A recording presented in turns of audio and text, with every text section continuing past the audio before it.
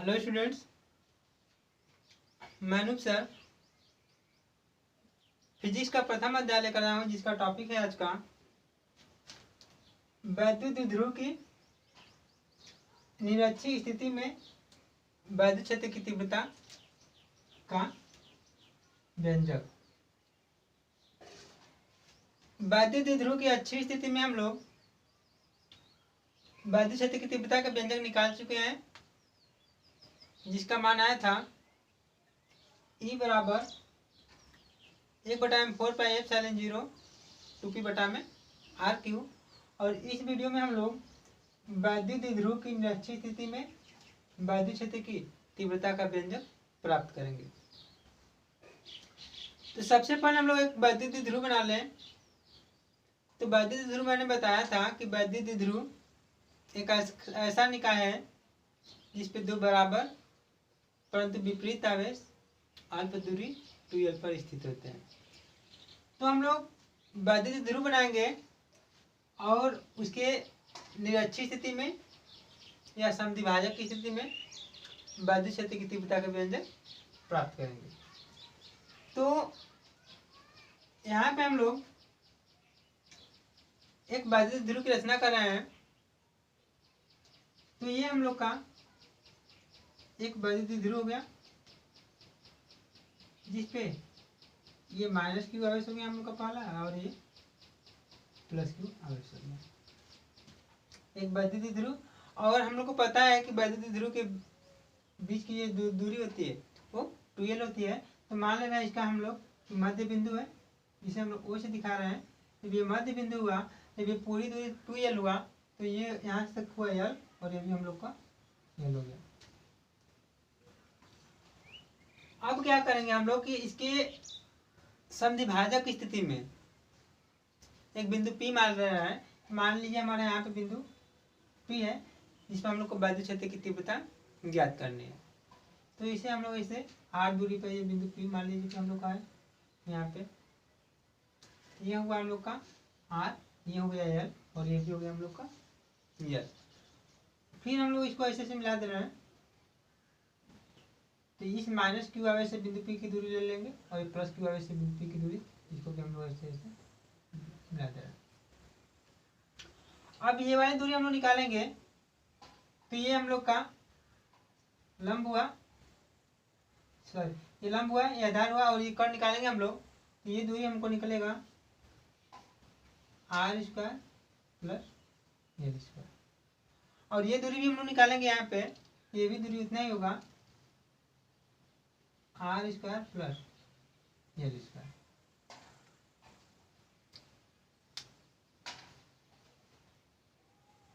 ये दूरी भी हम लोग पता चल गया r² + l²। ये दूरी भी हम लोग को पता चल गया r² + l²। अब जो -q आवेश के कारण वैद्युत क्षेत्र की तीव्रता होगी वो ऋण आवेश की ओर होती है।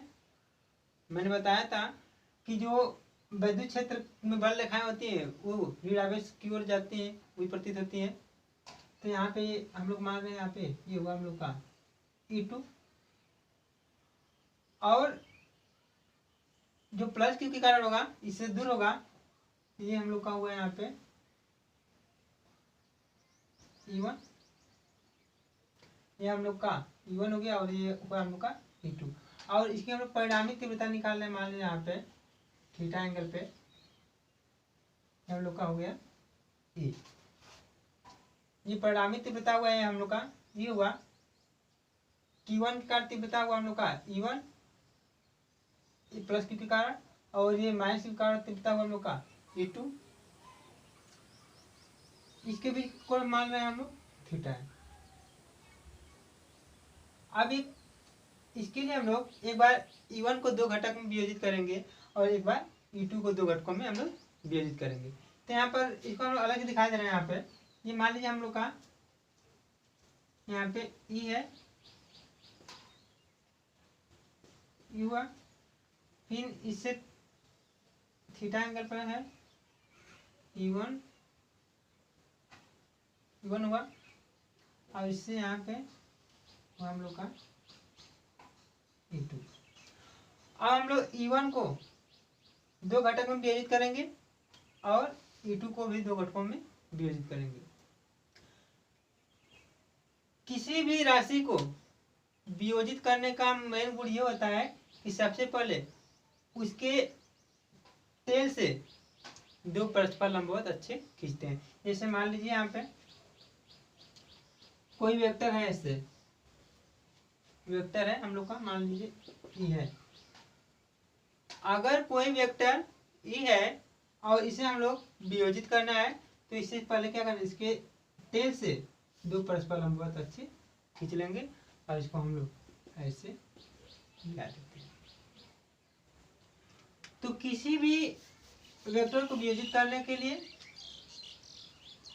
उसके टेल से दो परस्पर लंबवत अच्छे खींच लेते हैं। तो ये अक्ष तो हम लोग को पहले से हुआ, एक ये लंबवत हुआ इसके लिए, तो अब इसको हम लोग ऐसे कर दिए।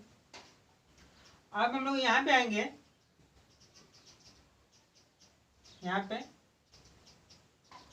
तब इसको वियोजित करेंगे तो ये तो हम लोग पहले से लंबवत अच्छा हुआ और इसको ऐसे कर दे रहे हैं। अब इसको यहाँ पे ऐसे वियोजित कर दे रहे हैं हम लोग, ये हो गया हम लोग का। सबसे पहले ये फिर समझिए, मान लीजिए कि एक हमारा वैद्युत ध्रुव ए बी है जिसके दोनों सिरे पे माइनस क्यू एक वजह से प्लस क्यू वजह से हुआ यहाँ पे। अब इसके मध्य बिंदु से आर बिंदु पर, इसके मध्य बिंदु से आर दूरी पर एक बिंदु पी है जिसमें हम लोग को वैद्युत क्षेत्र की तीव्रता ज्ञात करनी है। तो इस बिंदु पी को माइनस क्यू से मिला दिए और इस बिंदु पी को प्लस क्यू से हम लोग मिला दिए। तो ये वाला डिस्टेंस निकालेंगे, ये वाली दूरी निकालेंगे हम लोग। तो ये हम लोग को पता है यल है, ये आर है। तो पाइथागोरस प्रमेय से कर्ण का वर्ग बराबर होता है लंब का वर्ग प्लस आधार का वर्ग। तो लंब का वर्ग प्लस आधार का वर्ग कड़ी में हो जाएगा ये। इसे ये वाली दूरी भी इतना ही होगा, निकाले हम लोग।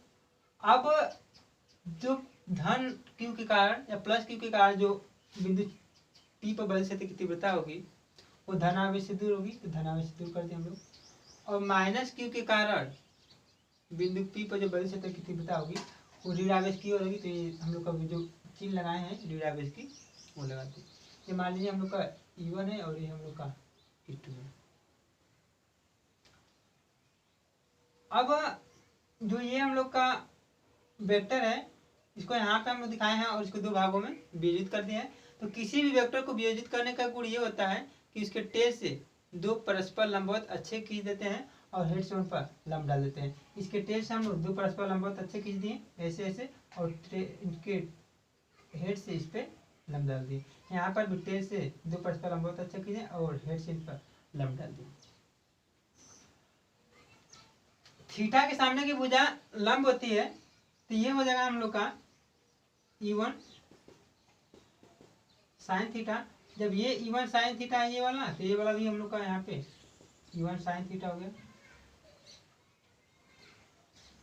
और ये आधार वाला है तो ये हम लोग का होता है E1 cos थीटा। तो ये हो जाएगा हम लोग का E1 cos थीटा और ये हो जाएगा हम लोग का E2 cos थीटा और ये हो जाएगा हम लोग का E2 साइन थीटा। समझिए कैसे E1 cos थीटा हुआ है और E1 साइन थीटा हुआ है। जैसे मान लीजिए हम लोग का त्रिभुज है, यहाँ पे हमको निकालना है ये वाली भुजा, ये वाली भुजा हमको निकालना है। मान लीजिए हम लोग क्या मान रहे हैं x मान रहे हैं, तो मानेंगे हम लोग कि साइन थीटा बराबर थीटा लें लंब बटा में कट, साइन थीटा बराबर लंब बटा में कट। तो लंब का मान तो हमको पता है, हमको लंब का मान तो हमको निकालना है। तो ये x माने हम लोग, और कट कितना हुआ E1 हुआ यहाँ पे। तो x का मान निकालेंगे क्या हुआ E1 साइन थीटा। तो लंब तो यही माने है ना हम लोग E1 साइन थीटा। ऐसे ही अगर हम लोग cos थीटा ले लेंगे, cos थीटा बराबर आधार बटा में कट, cos थीटा बराबर क्या हम लोग का आधार बटा में कट। तो आधार हम लोग को तो निकालना है, मान रहे हैं y, और कट तो पता है हम लोग का E1। तो y का मान क्या हुआ हम लोग का E1 cos थीटा। ये वाला हम लोग का E1 cos थीटा हुआ। इतना समझ में आ गया होगा आप। ठीक, अब देखिए अब क्या होता है हम लोग का जो E1 साइन थीटा है, E1 साइन थीटा और E2 साइन थीटा, वे एक दूसरे के विपरीत हैं। तो ये और ये क्या करते हैं कि इसलिए एक दूसरे के प्रभाव को निरस्त कर देते हैं। E1 साइन थीटा और E2 साइन थीटा एक दूसरे के विपरीत होने के कारण ये एक दूसरे के प्रभाव को निरस्त कर देते हैं। तब हम लोग का जो परिणामी बद्ध क्षेत्र की तीव्रता E निकल कर आता है, E, तो E बराबर होता है हम लोग का E1 cos थीटा और plus E2 cos theta. E बराबर निकलता है हम लोग का E1 cos थीटा और प्लस E2 cos थीटा। अब E1 cos थीटा निकल गया यहाँ पे और यहाँ पे हम लोग का E2 cos थीटा निकल गया। तो क्या करते हैं हम लोग यहाँ पे कि E बराबर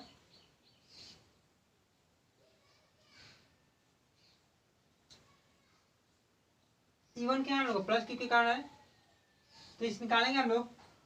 E1 की क्या हुआ हम लोग का 1/4 पाई एप्सिलॉन 0 1/4 पाई एप्सिलॉन 0 अब क्यू बटा में आर स्क्वायर होता है 1/4 पाई एप्सिलॉन 0। आर का जगह पे यहाँ पे under R square plus L square है, तो under root R square plus L square, और इसी का क्या हुआ स्क्वायर होता है तो एल स्क्वायर हुआ। ये हो गया हम लोग का E1 कारण। और E2 का कारण निकालेंगे हम लोग प्लस, और हुआ हम लोग का यहाँ पे क्या है, यहाँ पे cos थीटा है तो यहाँ पे हुआ cos थीटा प्लस में यहाँ पे 1/4 पाई एप्सिलॉन 0 क्यू बटा में यहाँ पे cos थीटा है, और ये भी हो जाएगा हम लोग का दूरी, यही है हम लोग का under root R square plus L square, और इन सबको क्या हुआ यहाँ पे जोड़ हो गया। एक बार हम लोग निकाले हैं प्लस क्यू के कारण, एक बार निकाले हम लोग माइनस क्यू के कारण, और यहाँ पर भी इसमें रखेंगे हम लोग ई का मान E1 का मान इतना हुआ और cos थीटा यहाँ पर है, फिर यहाँ पर भी E2 का मान निकालने इतना हुआ और cos थीटा यहाँ पर भी हम लोग रख दिए। तब ई बराबर हो जाएगा हम लोग का 1/4 पाई एप्सिलॉन 0 क्यू, स्क्वायर करेंगे यहाँ पे कड़ी हट जाएगा वो R square plus L square, और दोनों जुड़ जाएगा। यहाँ पर भी सेम है यहाँ पर भी सेम है, तो cos थीटा यहाँ पे इससे 2 cos थीटा यहाँ पे लिख जाएगा। cos थीटा यहाँ पे जोड़ेंगे ये वाला दोनों टर्म एक ही है, 2 हो जाएगा, 2 यहाँ पे लिख रहे हैं cos थीटा ऐसे हुआ। अब हम लोग cos थीटा का मान यहाँ से निकाल देंगे cos थीटा का, तो ई बराबर हो जाएगा हम लोग का 1/4 pi epsilon 0 Q R square plus L square, इससे हुआ हम लोग का इंटू 2, और cos थीटा का क्या होता है आधार बटा कर, cos थीटा बराबर आधार बटा कर, तो cos थीटा यहाँ से मिल रहे हैं तो आधार बटा में कर, तो ये हुआ हम लोग का यहाँ से, और यहाँ पे थीटा ले लेंगे यहाँ पे, तो ये आधार हुआ और ये हुआ हम लोग का कर, तो अर्थात ये हो जाएगा हम लोग का यल आधार हुआ यहाँ पे और कर हुआ बटा में under root R square plus L square, यहाँ से ले लेंगे आधार हो गया हम लोग का और ये वाला हुआ कर। तो यहाँ पे हुआ ई बराबर 1/4 पाई एप्सिलॉन 0 क्यू, अब यहाँ पे एक घात इसका और 1/2 घात इसका, इसका मतलब वो कड़ी में 1/2 प्लस 1 बराबर 3/2, यहाँ पे हो गया हम लोग का, यहाँ पे ये 2 हुआ है, यहाँ पे ये क्यू हुआ है, और यहाँ पे एल बटा में ये हुआ R square plus L square पे 3 बटा में 2, यहाँ पे R square plus L square पे हो गया 3 बटा में 2। अब क्या होगा यहाँ पे, क्योंकि हम लोग जानते हैं यहाँ पे P बराबर होता है 2QL। तो 2QL की हम लोग P रख दें यहाँ पे, तो E बराबर 1/4 पाई एप्सिलॉन 0 यहाँ पे P बटा में हुआ R square plus L square 3/2। इतना समझ में आ गया होगा आप लोग को। अब क्या करते हैं, क्योंकि हम लोग जानते हैं कि R इज या L is smaller than R, अतः L स्क्वायर क्या है, उपेक्षणीय है, उपेक्षणीय है। यहाँ पे लिख देंगे कि L का मान R से बहुत छोटा है, इसलिए इसके स्क्वायर करेंगे तो और भी छोटा हो जाएगा, इसलिए इसको हम लोग छोड़ देते हैं। तब इसको छोड़ेंगे हम लोग तो E बराबर निकल के आएगा यहाँ पे 1/4 पाई एप्सिलॉन 0 यहाँ पे P हुआ, और यहाँ पे R स्क्वायर पे 3/2। R स्क्वायर पे हुआ है हम लोग का 3/2, तो 2 से यहाँ पे 2 कट जाएगा, तब निकल कर आएगा हम लोग का, तब निकलेगा इसका मान E बराबर 1/4 पाई एप्सिलॉन 0 यहाँ पे P बटा में R3।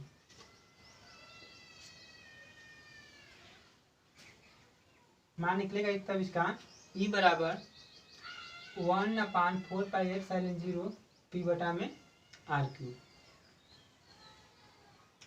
एक बार फिर समझिए आप लोग, कहानी शुरू हुई है हम लोग का यहाँ से। मान लीजिए हमारा एक वैद्युत ध्रुव AB है, माना एक हमारा वैद्युत ध्रुव AB है जिसपे -Q तथा +Q आवेश है। अगर इनके बीच की दूरी 2L है तो इसके मध्य बिंदु से लेंगे दूरी, तो ये भी L हो जाएगा और ये भी हम लोग का L हो जाएगा। जब ये दूरी L हुआ है, ये दूरी L हुआ, तो इसके मध्य बिंदु से मान ले रहे हैं हम लोग कि R बिंदु पर R दूरी पर एक बिंदु P है जिस पर हम लोग को वैद्युत क्षेत्र की तीव्रता ज्ञात करनी है। अब इसके लिए हम लोग क्या करते हैं कि इस दूरी को -Q को बिंदु P से मिला देते हैं और एक +Q को भी बिंदु P से मिला देते हैं, और तब हम लोग पाइथागोरस प्रमेय से यह ज्ञात कर लेते हैं कि PB कितना दूर होगा और AP की लंबाई भी हम लोग ज्ञात कर लेते हैं। अब क्या करते हैं हम लोग कि एक बार -Q के कारण बिंदु P पर वैद्युत क्षेत्र कितनी तीव्रता निकालेंगे। यहाँ पे लिख देंगे हम लोग कि -Q के कारण बिंदु P पर वैद्युत क्षेत्र की तीव्रता E1 का मान निकल जाएगा हम लोग का। एक बार लिखेंगे +Q के कारण बिंदु P पर वैद्युत क्षेत्र की तीव्रता, तो हम लोग का E2 का मान निकल जाएगा।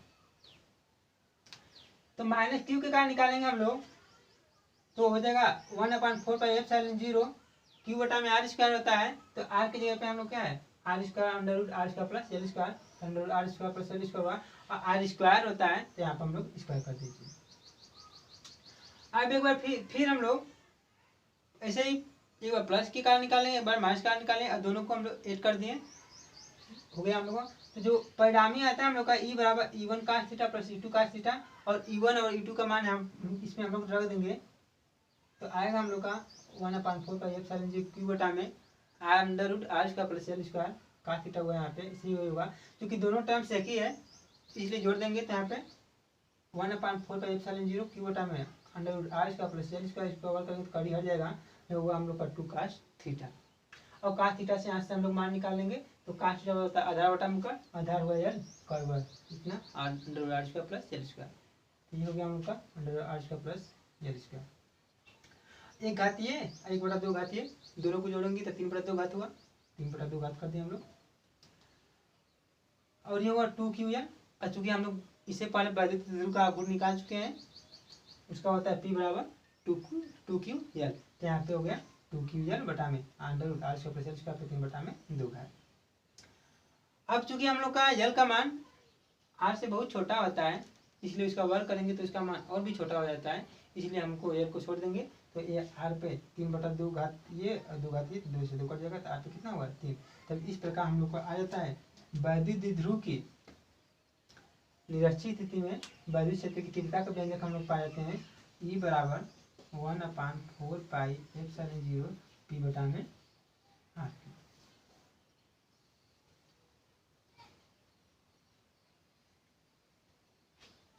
इस प्रकार हम लोग वैद्युत द्विध्रुव की निरक्षीय स्थिति में वैद्युत क्षेत्र की तीव्रता का व्यंजक E बराबर 1/4 पाई एप्सिलॉन 0 P बटा में R³ पा जाते हैं। अब अगला टॉपिक है हम लोग का एक समान बाह्य वैद्युत क्षेत्र में वैद्युत द्विध्रुव पर लगने वाले बलयुग्म का आघूर्ण। मान लीजिए हमारा एक समान वैद्युत क्षेत्र है जिसमें एक हम लोग का वैद्युत द्विध्रुव वैद्युत क्षेत्र से थीटा कोण पर रखा गया है। जब इस वैद्युत द्विध्रुव को वैद्युत क्षेत्र में रखा जाता है थीटा कोण पर, तो इस पर एक प्रकार का बलयुग्म कार्य करता है। बलयुग्म कार्य करता है। तो बलयुग्म का मतलब क्या होता है कि बलों का ऐसा जोड़ा जो परिमाण में बराबर तथा दिशा में विपरीत होते हैं उसे बलयुग्म कहते हैं। और जो यह बलयुग्म इस वैद्युत द्विध्रुव को अक्ष की दिशा में लाने का प्रयास करता है, जिसे हम लोग प्रत्यानयन बल भी कहते हैं। तो बलों का ऐसा जोड़ा जो परिमाण में बराबर और दिशा में विपरीत हो बलयुग्म कहते हैं। और यह किसी भी वस्तु को उसके अक्ष के परितः घुमाने का प्रयास करता है। तो मान लीजिए यहाँ पे वैद्युत क्षेत्र से थीटा कोण पे हम लोग को वैद्युत द्विध्रुव रखा गया है जिसके बीच की दूरी हम लोग 2l है। तो हम लोग को पता है कि थीटा के सामने की भुजा लंब होती है। तो ये दूरी हम लोग का पूरा यहाँ से यहाँ तक हुआ 2l साइन थीटा। ये हम लोग का हुआ 2l साइन थीटा। तो इस प्रकार हम लोग बलयुग्म का बल आघूर्ण निकालेंगे। तो बलयुग्म का बल आघूर्ण निकालने का नियम ये होता है कि दोनों बलों में से निकालेंगे हम लोग बलयुग्म का बल आघूर्ण बराबर होता है दोनों बलों में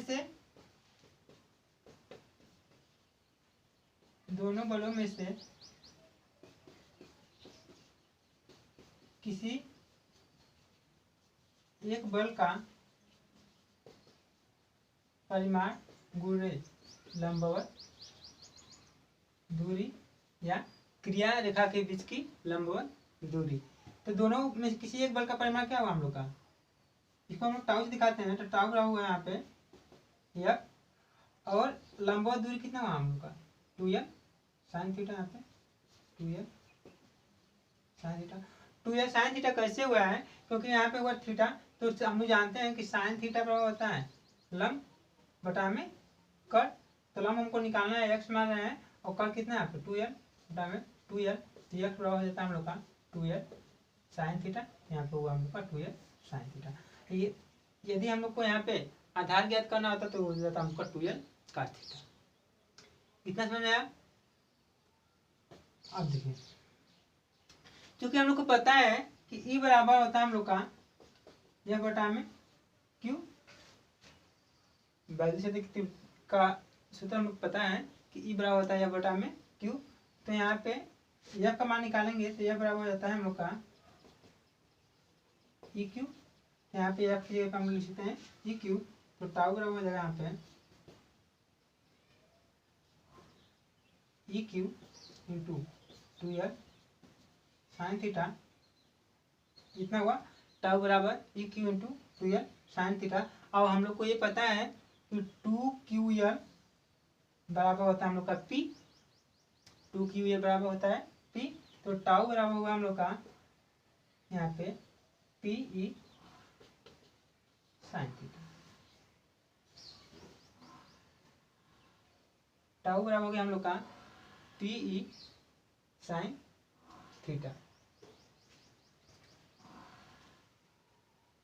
एक बार फिर समझिए, यहाँ पे हम लोग का एक वैद्युत ध्रुव है जो थीटा कोण पर रखा गया है वैद्युत क्षेत्र से 2l है, तो यहाँ पे 2l साइन थीटा हुआ।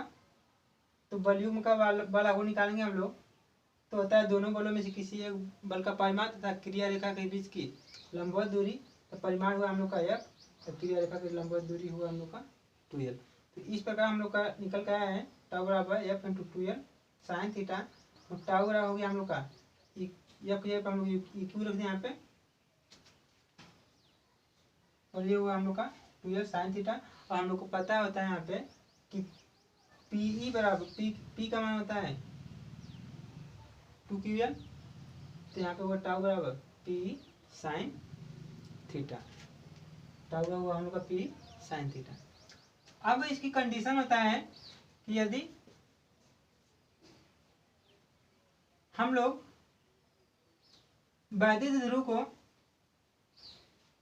वैद्युत क्षेत्र की तीव्रता के समांतर रखें, अर्थात थीटा बराबर 0 कर दें, तब इस स्थिति में वैद्युत ध्रुव पर कोई बल आघूर्ण कार्य नहीं करता है। यदि हम लोग यहाँ पे थीटा का मान 0 रख देंगे तो टाउ बराबर हो जाता है हम लोग का 0। इस स्थिति में हम लोग वैद्युत द्विध्रुव पर कोई बल आघूर्ण कार्य नहीं करता है। अब यदि हम लोग थीटा का मान 90 कर दें, यहाँ पे यदि थीटा बराबर 90 कर दें, तब टाउ बराबर हो जाता है हम लोग का पी, तब ये टाउ हम लोग का मैक्सिमम हो जाता है। टाउ मैक्सिमम बराबर होता है हम लोग का पी, अर्थात जब इसे लंबवत रख देंगे हम लोग तो उस समय बल आघूर्ण का मान सबसे अधिक होता है। और यदि हम लोग थीटा बराबर 180 रख दें, तब उस कंडीशन में भी बल आघूर्ण का मान 0 हो जाता है, क्योंकि साइन 180 अंश का मान 0 हो जाता है। इसलिए उस समय भी उस वैद्युत ध्रुव पर कोई बल आघूर्ण कार्य नहीं करेगा। अब यहां से हम लोग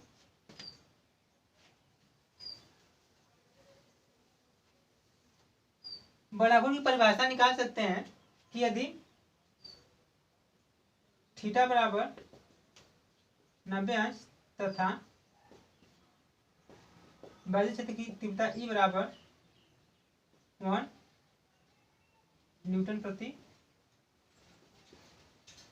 कूलाम हो, तब टाउ बराबर हो जाता है हम लोग का पी। यदि हम लोग वैद्युत क्षेत्र की तीव्रता का मान 1 न्यूटन प्रति कूलाम तथा थीटा का मान 90 रख दें, तब हम लोग का टाउ बराबर पी आ जाता है। अतः किसी बलयुग्म का बल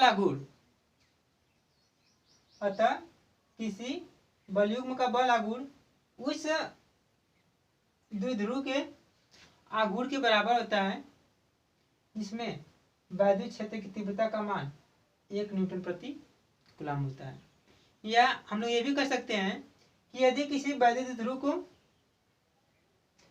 1 न्यूटन प्रति कूलाम के वैद्युत क्षेत्र में रखा जाए, यदि किसी वैद्युत ध्रुव को 1 न्यूटन प्रति कूलाम की वैद्युत क्षेत्र की तीव्रता में रखा जाए, तो उस द्विध्रुव का आघूर्ण उस पर लगने वाले बलयुग्म के बल आघूर्ण के बराबर होता है। कैसे भी इसकी हम लोग परिभाषा बता सकते हैं, ये भी कर सकते हैं हम लोग कि 1 न्यूटन प्रति कूलाम की वैद्युत क्षेत्र की तीव्रता वाले वैद्युत क्षेत्र में रखने पर 1 न्यूटन प्रति कूलाम की वैद्युत क्षेत्र की तीव्रता वाले वैद्युत क्षेत्र में किसी वैद्युत द्विध्रुव को रखने पर उस वैद्युत द्विध्रुव का गुण इस पर लगने वाले बल युग्म के बल आघूर्ण के बराबर होता है। इस प्रकार हम लोग का फिजिक्स का प्रथम अध्याय समाप्त होता है। अगला अध्याय हम लोग का गॉस का नियम, इसके बारे में हम लोग अगले वीडियो में पढ़ेंगे। मैं आशा करता हूँ कि ये वीडियो आप लोग को समझ में आया होगा। यदि इसमें कोई भी प्रॉब्लम हो तो आप नीचे कमेंट में जरूर लिखें। तब तक के लिए धन्यवाद।